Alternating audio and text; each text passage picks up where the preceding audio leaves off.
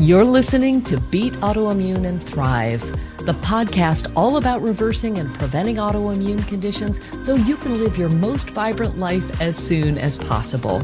We talk about autoimmune root causes, actionable solutions, and inspirational healing stories.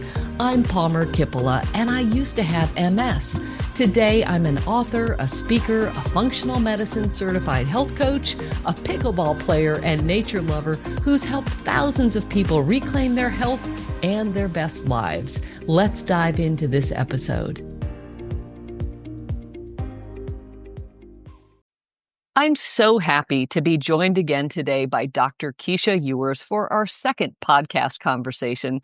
Dr. Keesha is board certified in functional medicine and Ayurvedic medicine. She's a doctor of sexology, a trauma-informed psychotherapist, family practiced, advanced registered nurse practitioner with a specialty in integrative medicine, a MAPS certified MDMA-assisted psychotherapy therapist, a conscious dying doula, and the founder and medical director of the Academy for Integrative Medicine Health Coach Certification Program. She's been in the medical field for over 30 years. After conducting the HURT study in 2013, that stands for Healing Unresolved Trauma, she developed the HURT model for understanding how past childhood trauma impacts adult health. This led to the creation of the Freedom Framework that she used to reverse her own autoimmune disease and now has used to help hundreds of her patients do the same. I'm so excited to dive back in with Dr. Keesha about this because we're going to dive deep into her Freedom Framework. She's also created the Transforming Trauma in 7 Steps online program and the You Unbroken online program for patients to heal their own trauma, and the Mystic Medicine Deep Immersion Healing Retreat she leads at her home, which is outside of Seattle, Washington.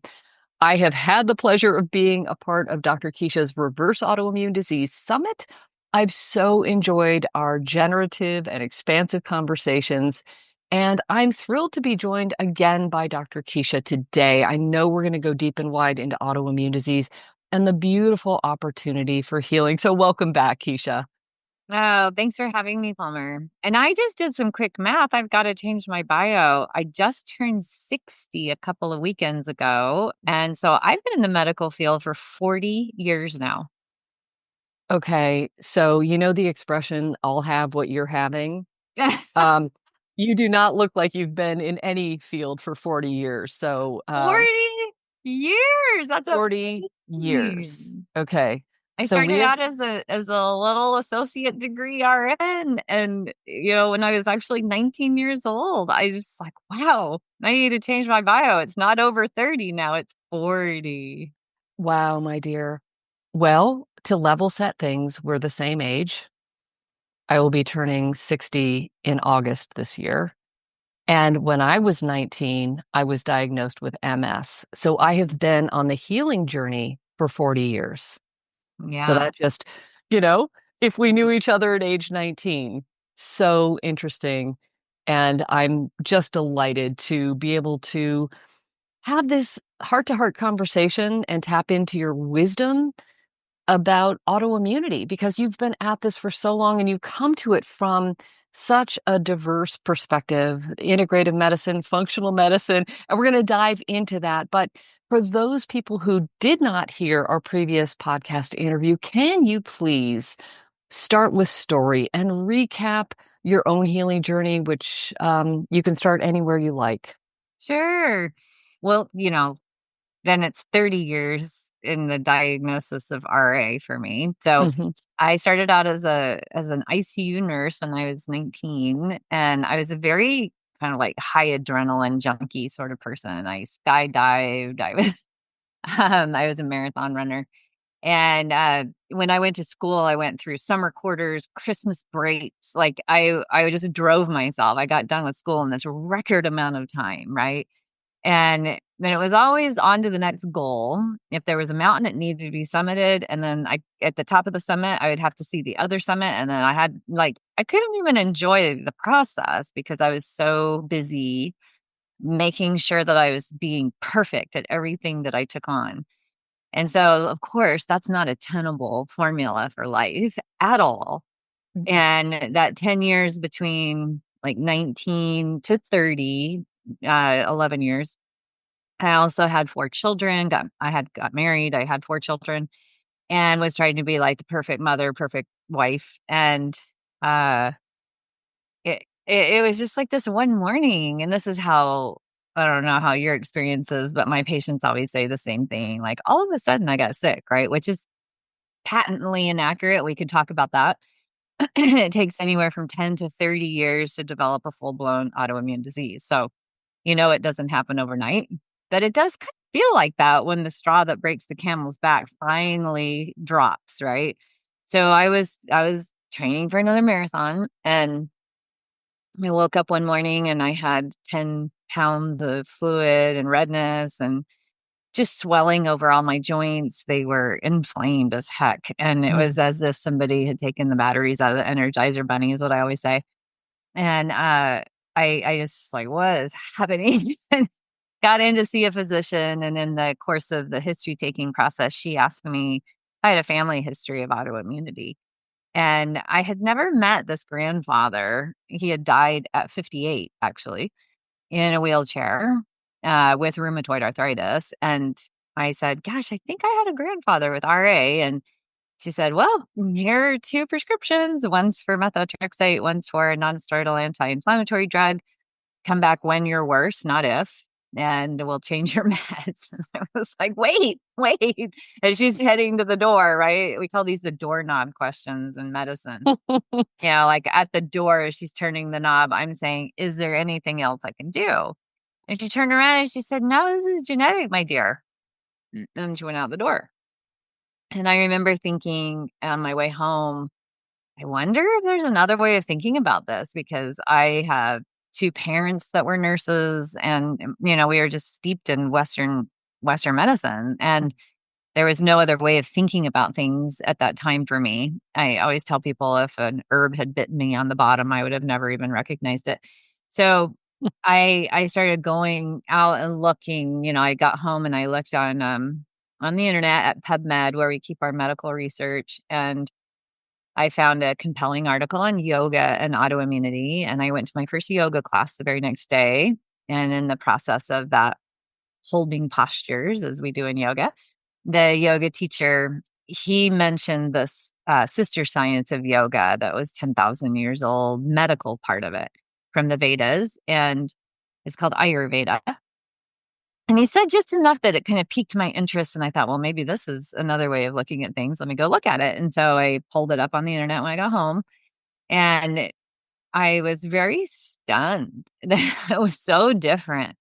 This way of conceptualizing humans on the planet with their times of day, their food, their routines, the seasons, their stages of life. Like it was so comprehensive. And it was not about a symptom and a pill. It was so different. And it was just like, wow, this makes so much sense, And so I was reading about, taking the quiz to see what was my dosha and doing all of that. And then I ran across the, Ayurveda autoimmunity according to Ayurveda says that it's undigested anger. And that was another very revolutionary moment for me. One revolutionary moment, we're not all the same. And there's not supposed to be one way of eating for everyone. And then 2, that we have to digest our emotions and our experiences. And when we don't do a good job at that, like what they say is that the body is the canvas of the mind. And I was very steeped in this term called psychosomatic, right? Like, oh, you make yourself sick when and it's all in your head. And that's a lot of times when people hear me talk about this today, that's still, oh, so you're saying it's all in my head? And it's like, well, yeah, actually, and not the way you think that. That's not a bad thing. Our thoughts actually do come from our perceptions, which then trigger the brain from that, like we have a perception, we create a thought, we have a belief. So there's 3 different things that happen before our brain is ever triggered to send certain hormones and biochemicals to the rest of the body to say what to do next. It's always based on our thoughts. If you think you're not safe, It doesn't matter if there's actually a lion behind you. If you think you're not safe, you're not safe. Your body is reacting to that perception. And the truth is, we're not wired to be able to constantly believe ourselves to be unsafe. And, that response system, that reactivity will make us sick in a whole variety of different ways that we can discuss. But that was very revolutionary for me. Like, whoa, that makes so much sense. All of it made so much sense. So I started learning how to meditate, started practicing yoga. And then one day, this word autoimmune, I got really curious about it. And I thought, gosh, auto means I'm doing this to myself. And it's kind of like committing suicide in a societally acceptable manner. I wonder if there's a time in my life when I wanted to die, because I certainly don't now. And that was a really good question for me to ask myself. And so I started going back in this little breadcrumb trail of memories, and I landed on myself at 10 years old. And when I really looked at her, this 10-year-old little girl version of myself, I realized you kind of did want off the planet in some way, not in a way that anyone would term suicidal. But I was being sexually abused by the vice principal of the elementary school that I went to. And I tried to tell my mom and then some of the teachers. And it's like, I didn't understand what was going on. I didn't have the right words. I was very confused. And so, in some way, I didn't want to be in the world that I was in. And I thought, gosh, I wonder if that has something to do with how my genetics are expressing themselves, because my grandfather had this. It's in my genes.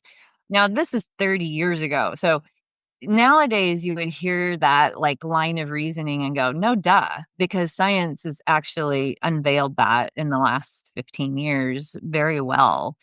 That 30 years ago, that was not, those connections had not been made.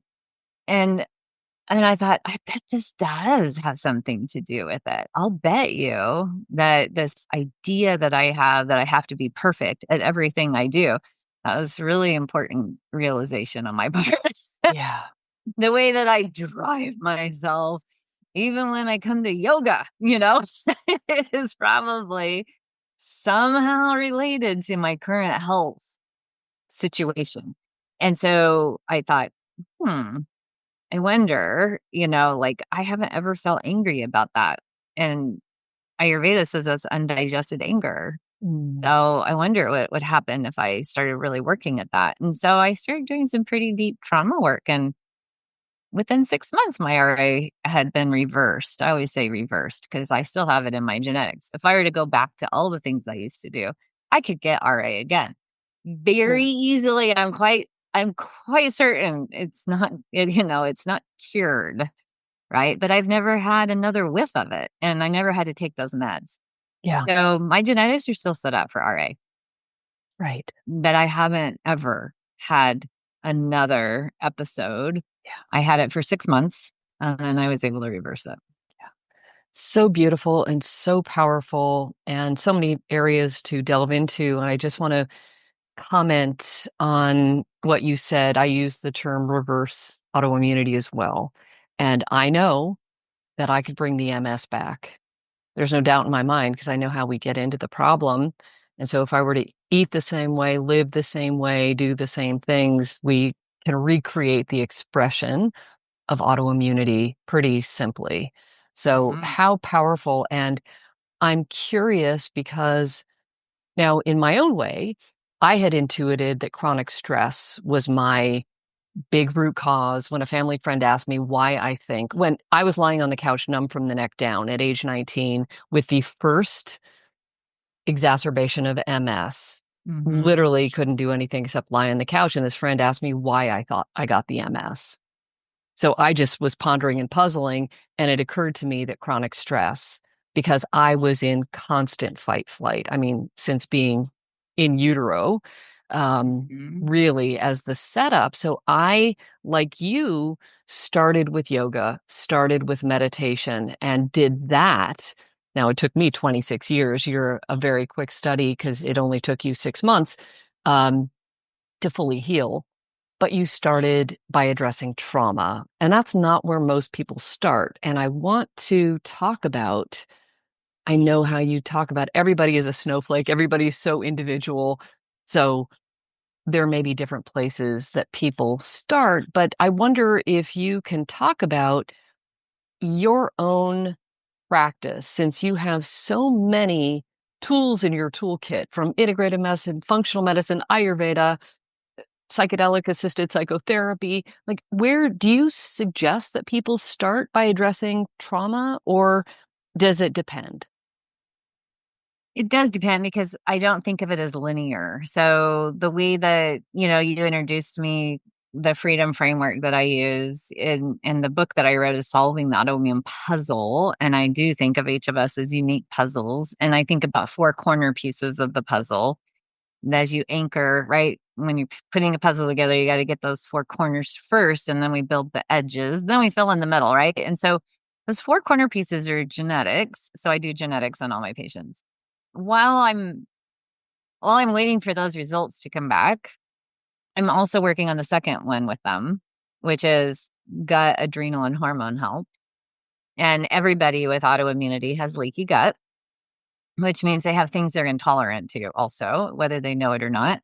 So I'm looking at gut microbiome as well as food sensitivities, adrenals, and hormone balance, and how well people are actually detoxing, which leads us to the third corner piece, which is toxic load. And that toxic load can come in the shape of physical toxins like chemicals and mold and heavy metals, and viral load, bacterial load, fungal, parasitic, all of those things that are this load, right? But also emotional, mental, and spiritual toxins. And people tend to they don't think about that, right? And are they able to detox? So, this one size fits all way of liver detoxification, for example, that ignores emotional and mental detoxification, misses it by a long shot. And then the fourth corner piece of the puzzle is trauma. So all of those, everybody has had trauma. Everybody. Trauma, the way I define it, is any event that you have experienced that you did not yet have the skill set to navigate. So we've had literally thousands of moments of trauma in our lives, because we're not skillful until we're skillful. And, we can't expect that we come out of our family of origin at 18 or however old we are when we leave, that we've got all our skills, because that's never going to happen. You're supposed to be becoming more skillful until the moment you draw your last breath. So that's going to be forever, right? That you are not yet skillful enough to manage a specific thing that comes your way. So those four interact with each other. So traumatic moments. Oh, I just got diagnosed with an autoimmune disease. I don't have the skill set yet. This is a trauma. Mm-hmm. Yeah, that's a trauma. Yeah. Feeling betrayed in your body, feeling like my body is not safe to be in, being angry at the medical model, whatever it is, however that experience unfolds for you, becomes a toxin if it's not done well. Right? If it's not just like, oh, this autoimmunity, this is why I was able in 6 months to reverse mine, I think, because I didn't look at it as my body's betrayed me, I'm broken. I didn't do any of that. It was like, oh, my body is actually trying to give me feedback. Yeah. I need to turn toward it Yeah. and say, man, I recognize I have been treating you really badly and being a little tyrant. And so you have all this wisdom you've been trying to give me, and I haven't been listening. So I'm so sorry. I am now going to turn toward you with collaborative, compassionate curiosity, and I want to be on your team. So please tell me what I need to know. So instead of I can't have gluten because my genetics say I can't break down gluten, which is accurate, I don't say I can't have gluten. I say, oh, you're not designed to actually metabolize that. That's rat poison for you. I will not put that in you. And then there's not even any little ounce of, ooh, I wish I could have that. Or, oh, that smells good. Or, how come everyone else can eat that and I can't? Like, I just didn't go through that. Mm. Right. It was just like this very logical, rational. Right. Oh, I see. I haven't been paying attention because I didn't realize there is an owner's manual for you. Right. And let me study it. I want to really get good at it. I want to know what you need from me. Yeah. And so I want to get out of like this tyrannical thing I have with you. So that's why it went pretty fast, actually. And when I look back at my 30-year-old self, I just want to hug her and give her a Yeah. high five and say, Yeah. well done. Well done, younger version. You did such a good job with that, right? Yeah. Now you really did a bad job at this thing, and I'm not going to judge you for that. And I'm not going to abuse you for that, for this mistake you made. And instead, I'm going to give you a high five for that one. And I'm going to learn from this mistake and know that I got some wisdom from it. And I'm going to keep moving forward. Right. So it's this ability to be adaptable with yourself, to not think Yeah. of things as black and white, because that's a child way of being. Right. I love this, and it's bringing me back to your point about autoimmunity doesn't just happen overnight, that Hmm. it takes time to develop 5, 10, 15, 20 years sometimes, that I call it brewing under the hood. And Right. it starts out silently. And then over time, when you first start feeling symptoms, it's called autoimmune expression. And then if you don't listen to the signals that your body is giving you, it can develop into full blown autoimmune disease. And that's where the potential for tissue damage is great. And this is why the invitation to address things and listen to your body at the earliest inkling is so important, because I'm sure I had some messages from my body before the full-blown numbness and tingling at age 19, but Well, the I thing of it was is it doesn't start off silent. It starts off talking. It does not try and keep it a secret. And this is where I love Ayurveda, is because it has 6 stages of disease development, and it doesn't start off silent. It starts off giving you very clear messages that are so obvious once you learn how to read them. Constipation, gas, farting is not normal, everybody. Like, not being able to sleep through the night, waking up at 1 or 2 o'clock in the morning, these things that we just kind of like run over the top of and say, oh, I had a bad night. I think I'll have a cup of coffee now. Or I'm stressed out. I think I'll have a glass of wine now. Like these are the things that your body has been talking about for a long, long time. I had acne and I took Cutane for it twice when I was a teenager.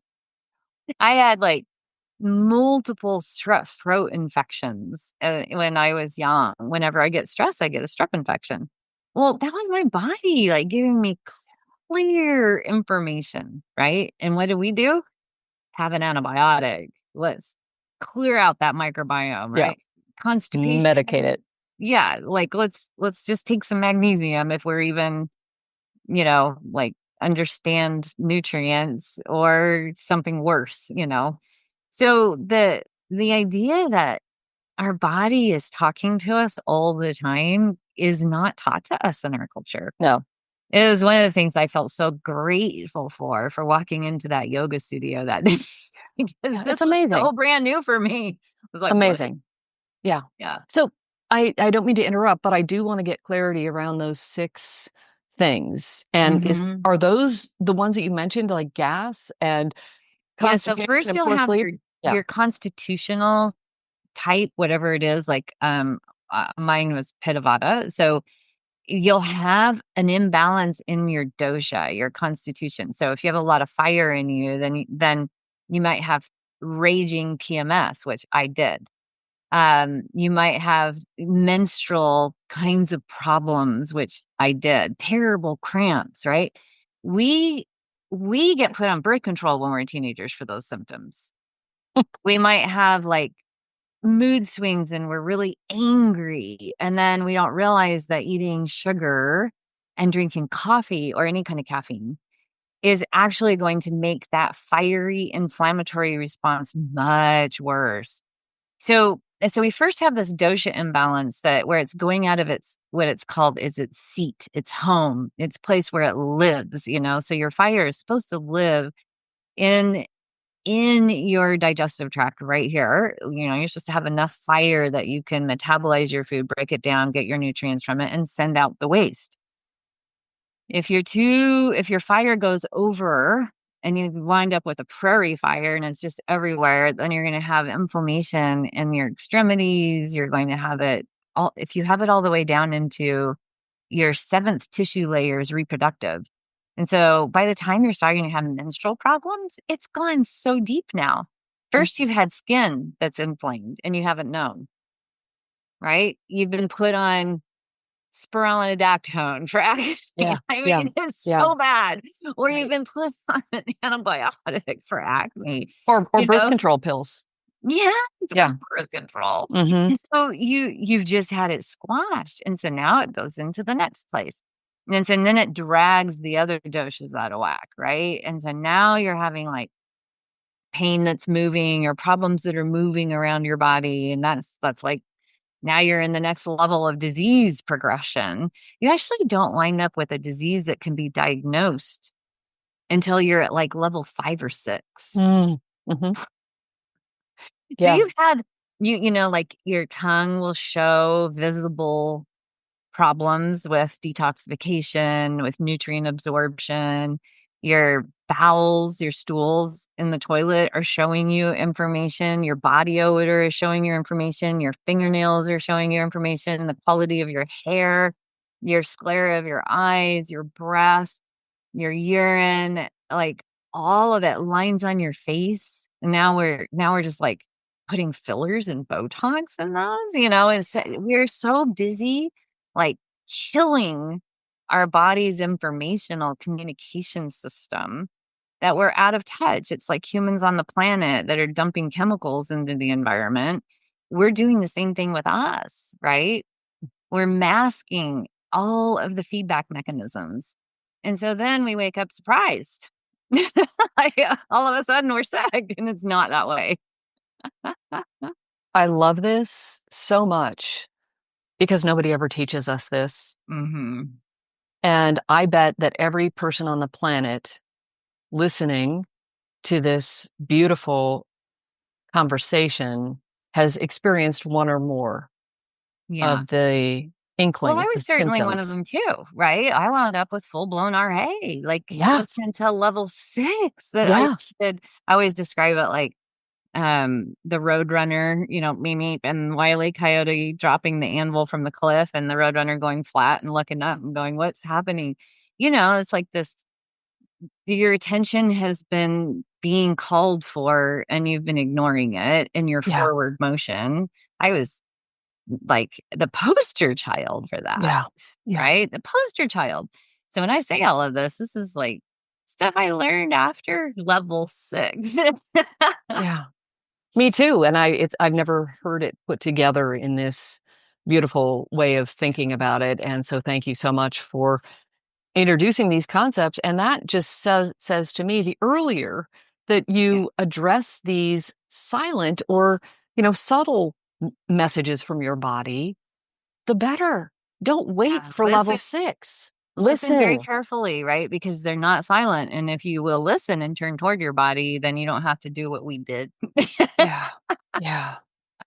Well, you have ways of looking at this that I find beautiful. And sometimes you talk about the 4 Ps and you've got the 4 Cs. And I love your freedom framework. But I also heard you mention, developing the perfectionist personality. So whichever you'd like to touch on first, I The think thing that that they're I'm both kind of really like, important.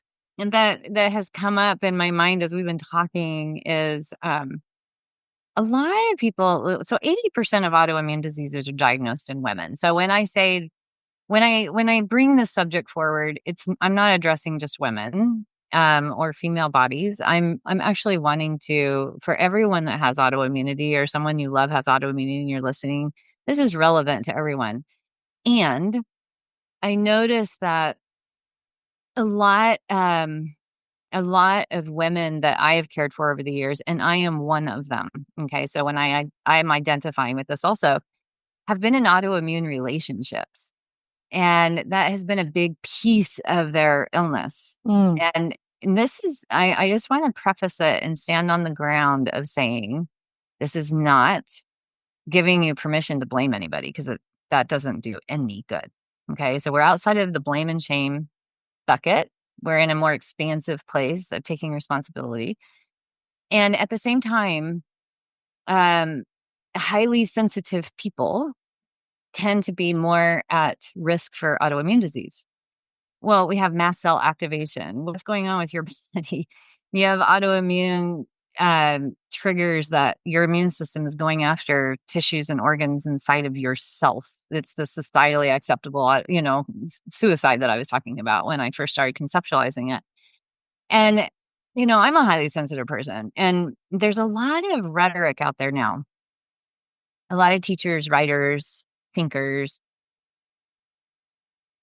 are talking about HSPs and saying it's not your fault. And it brings us back into that black and white, like, who broke the window? Johnny, Molly, which one of you threw the ball that broke the window? We're not doing that. We're not children. Okay. We're not doing this. So instead, we're saying, oh, my energy system is really sensitive. And you people that are listening right now to us, someone may be having an experience of in your past that someone told you you're too sensitive. You're so emotional, right? Well, yeah, you are. Right. And it was really great for me to recognize that, like, oh, I'm actually really sensitive. And there's always this beauty to it. Like, oh, I can read the room like nobody's business. I'm very intuitive, even like you could say bordering on psychic. Those words don't mean anything to me. But just being able to like read a pattern, to see it before it happens. I'm very visual. Dreams drop in. They're very, very prophetic. That's always been my reality since I was a small child. It's not anything special. It just happens to be that my particular energy system is built this way, which also means that I have this spongy way of bringing in information. Yeah. Which is another word of saying really bad boundaries. And HSPs tend to have bad boundaries or none. And that, often is a setup for bringing in somebody that it will really feed off of that. Well, I happen to have I was raised by a narcissist. So, and the thing about like throwing out the word narcissism into our culture today, it's like chum in the water, shark bait. I also want to just like define that to say it's not a bad thing. There are 6 different kinds of narcissism. You can actually pull out the DSM-5, and there are diagnostic criteria for a narcissistic personality disorder that is pathologic. That there are different kinds. So like a covert narcissist that hits those criteria, you don't want to be in relationship with. But guess what? I heard a study years ago. Actually, I was driving to grad school and I heard it on NPR. It had to have been 25 years ago. And it was this guy who had a father that hit all the bells for psychopathy. And he studied psychopaths. And he was bringing in like the spectrum of overt narcissism to psychopathy and sociopathy. And he said, you know what? You almost can't find a politician or a CEO of a company who does not fall in this category. And by the way, our culture is actually very narcissistic. So when I say this, I'm saying it with that, like, please open and spaciousness and remove judgment and recognize that different people have different kinds of wounding and will attract each other for very great reasons. So one needs to learn compassion. And if they hit the criteria of psychopathy and sociopathy, they're not going to. That needs to be somebody that you don't have in your life. But then there's also a spectrum of narcissism where you and I fall in it too, right? And so people that are HSPs are often what are called maladaptive covert narcissists. And so when I really started studying this and going, oh my gosh, that's me, and I am a highly sensitive person. Oh boy. And oh, yeah, I am too reactive and too emotionally, like whatever it was I was called when I was a child and I was upset by it. It's true in a lot of different situations. So how can I regulate my own system instead of expecting everyone out here to make me safe? And so a lot of when I'm working with people with autoimmunity and I start seeing, like, I often get asked when I'm being interviewed, the question you asked, like, so should we start with trauma? Well, I look at like patterns of personality, because your personality is not who you are. It's the strategy you created as a child to get your needs met. And so I start there. Patterns of personality are not separate from your gut microbiome, from your adrenals and your hormones, from your toxic load, or from your genetics. They're all together. And so, like those patterns of personality, they're the big five, we could say, like five personalities, which are the acronym of OCEAN: openness to new experience, conscientiousness, extroversion, agreeableness, and neuroticism. The higher you are in neuroticism, the higher the risk for autoimmune disease. That's just one. Is that because of a trauma? No, that's also genetics and culture and the family of origin you were raised in. And why you're here, part of your purpose, right? Is going to be part of this. So it's not like, oh, we just have to go heal trauma. It's, oh, let's take a really good look at my imprinted patterning that I have created in reaction to my environment and see what I have outgrown that I'm still like really holding as a shield, and how I want people to see me and all the energy I spend on these masks that I have. Okay, I get it. I need to like go in there with a lot of curious compassion, right? And so I'm a guide for helping with that a lot. So is it trauma? Sure. But at the same time, it's also patterning. Like, what are the imprinted patterns that you created? Your very, very, very, very wise child self who couldn't navigate certain big things and decided that this is how I'm going to be with it. Here's the belief I have about it. And here's my adaptive behavior I'm creating for it that I'm starting to recognize is now maladaptive. Instead of yelling about the fact that my energy system didn't match my parents, who were also wounded, by the way, right? Mm-hmm. Maybe I can actually get to know my energy system and start evolving it. And there's a Buddhist teacher from thousands of years ago who I quote often because it would hit home to me with like the anvil. I was like, oh my gosh, this is me. And it was, rather than expecting the whole world to be covered in leather, first put on your own sandals so you don't step on thorns, right? Don't expect the world to be coated and fine for you. Yeah. Right? You need to make sure you can handle the world. And it's not up to the world. Yeah. And so this is your growth edge. It's your spiritual gymnasium, so to speak. It's the resistance training life gives you that is such a gift that you get to attain wisdom through. So trauma, heartbreak, and betrayal are the gym. They're normal. Every human goes through them. And we still kind of view it as that shouldn't have happened. And I always say, like, the word deserve and should, can we remove them? Put them off the table over here because it's actually true. I don't think any child deserves to be sexually abused, violently treated, abandoned, neglected, all of the bad things that happen to humans. Sure, they don't deserve it. And also, it happens and it has happened. And so now what? So you have compassion, you go and you heal that little one. You look at the belief systems they created in response to the reaction to those events. And you recognize, like, oh, I see this part of my personality, my people pleasing, my perfectionism, right? My holding on to the poison of past pain with the hope that maybe I won't get hurt again if I just keep it right here. Yeah. My pitta dosha. These are the 4 Ps that you were talking about. Yeah. Like, these are things that I put together as some kind of strategy that I'm starting to see doesn't work. Okay. All right. Well done, little one. Now I've got some wisdom, because you can't get wisdom until you travel through from innocence as a baby, heartbreak, betrayal, and trauma. Then you move up here, you do the digesting of it, and you wind up with wisdom.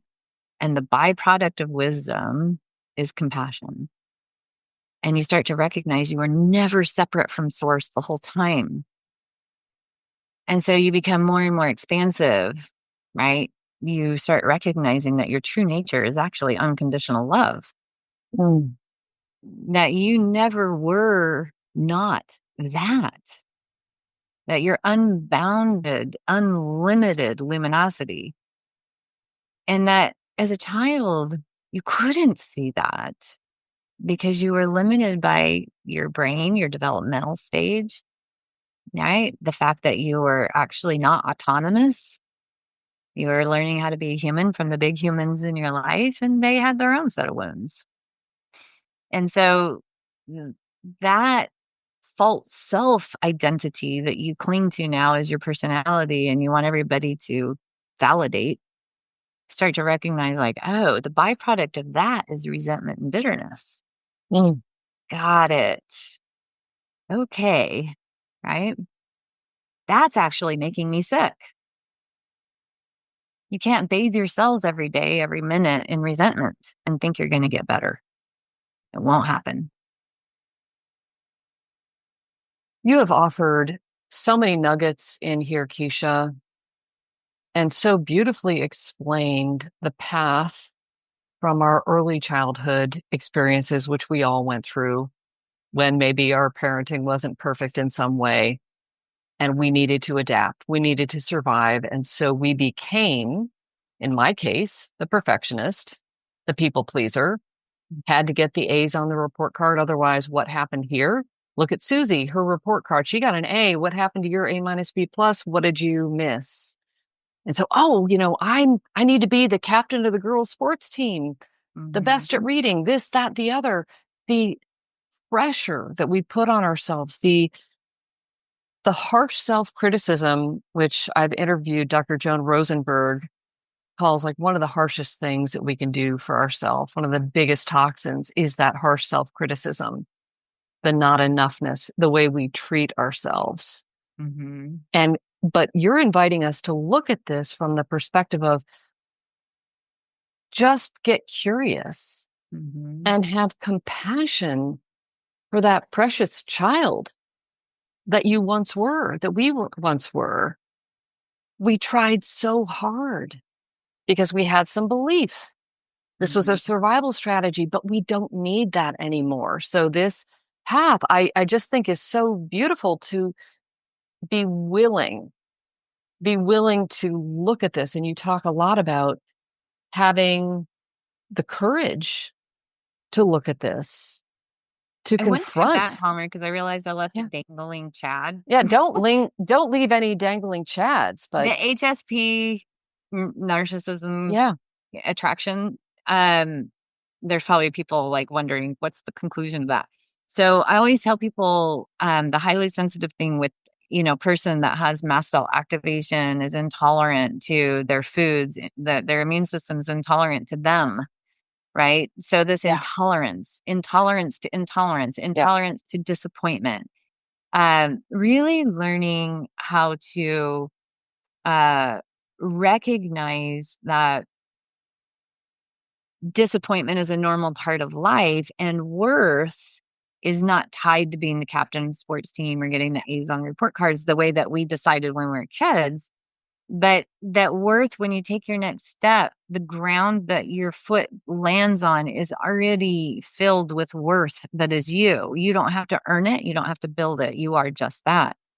And so we're, that idea that I have to get validated to be of worth. I have to be told that I'm whatever it is you require. Right. That's boundaries inside your own mind with you. It's not boundaries out here. The boundaries for really cleaning up for autoimmune disease, right? Because I can go into a building that's filled with mold now and I won't get sick. But years ago, I would have gotten sick. Yeah. What's the difference? It's the same body, same genetics. Well, it's that I now move in the world in a different way because I have boundaries with my own mind, my own thoughts. Just because I have a thought doesn't make it a gem, right? Yeah. And 96% of your thoughts every day are recycled.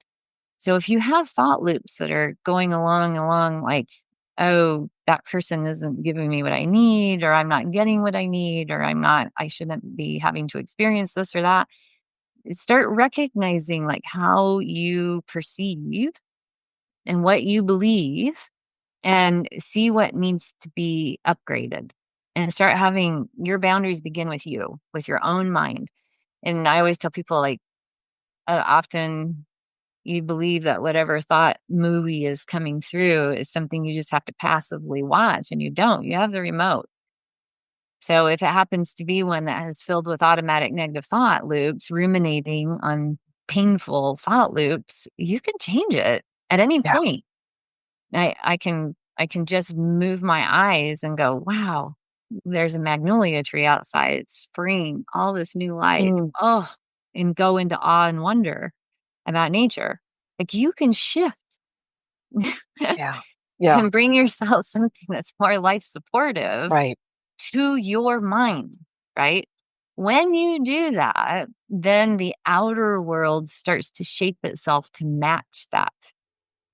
You will no longer want to be in space with people that maybe, were like in a narcissistic way with you.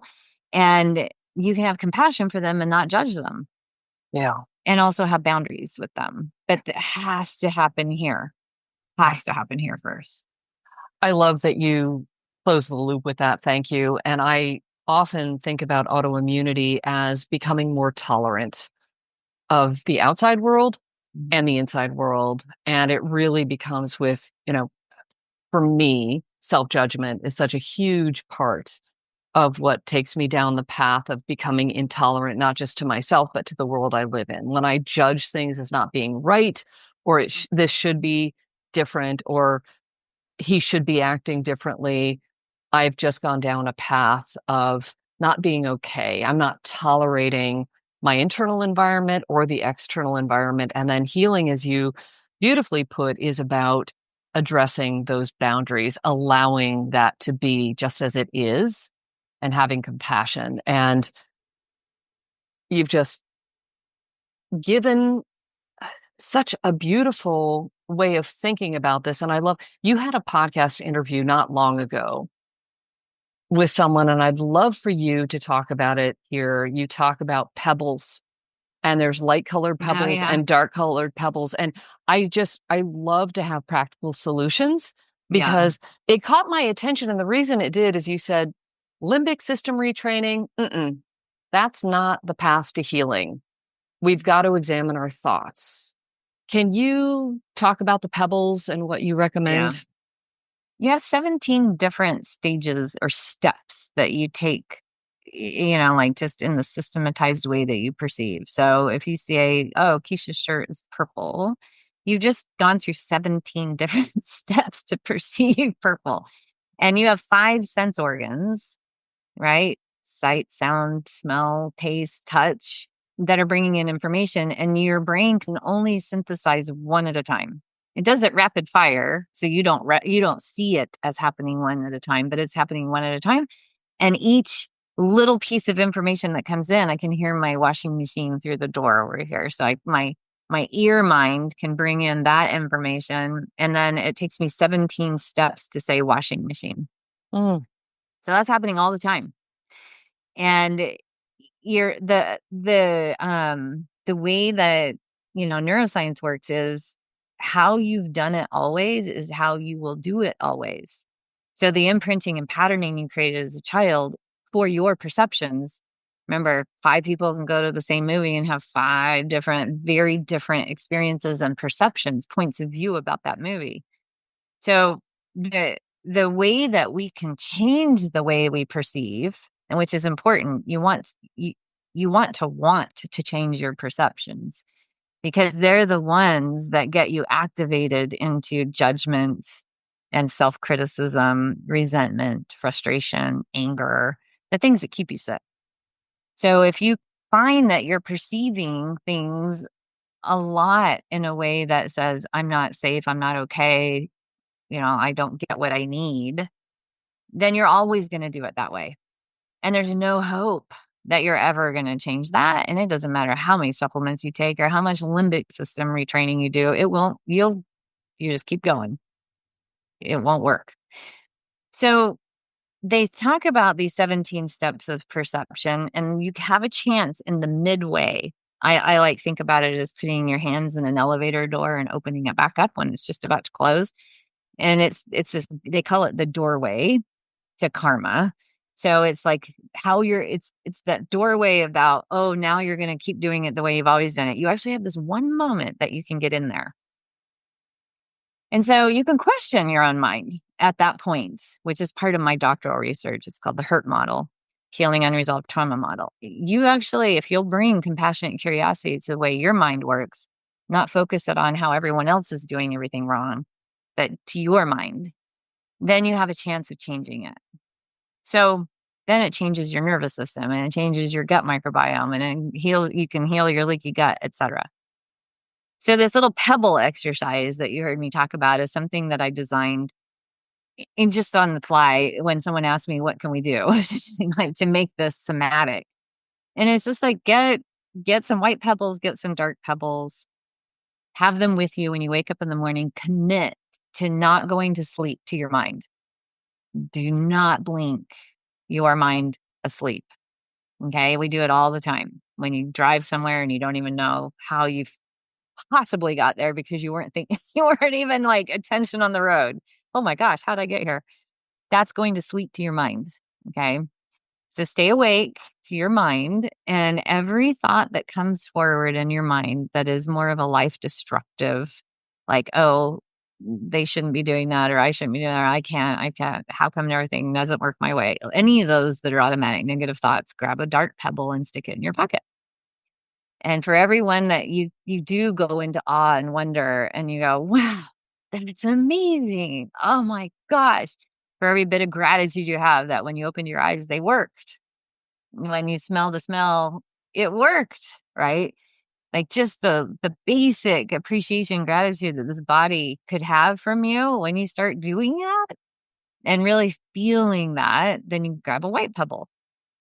At the end of your day, measure your pebbles, put them out of your pocket, stick them on a table or on the bed or on the floor. And when you first start, you'll see that your dark pebble pile is a lot taller than your white pebble pile. And so the next day, commit to doing it again. And this time you'll remember, oh, I don't want to see a dark pebble pile at the end of the day. I really want to be white pebble pile. Okay. So in the minute you start going in your old train of thought, okay, then you'll go, oh, that's a dark pebble thought. I'm going to change it. I'm going to think about the hummingbird I just saw at the feeder this morning. It was so beautiful. The sun on its feathers. Oh my gosh. And, white pebble. So over the week, you'll start seeing that your dark pebbles will go down, your white pebbles will go up, and you'll start noticing you had a lot more equanimity the higher the white pebble pile, a lot more joy, and not a lot more embodied gratitude and appreciation for life, and a lot more love for yourself and this body that you're in. And then you'll start to see that over time, that shifts a lot of things. This is a fantastic place to stop or to pause our conversation, Keesha, because we're already at the top of the hour and this time just flew by. And there are so many different directions we can go in and expand on. And you've given us so many gems in here. And there's homework. Get your pebbles. Get your pebbles, everybody. Get your pebbles, and enjoy everybody. The process. And have fun with it. Yeah, exactly. See if you can enjoy it. Just get curious, be compassionate with yourself. Please check out Dr. Keesha's website and her book. And you've got an opt-in. Can you just tell people where to go to get that information?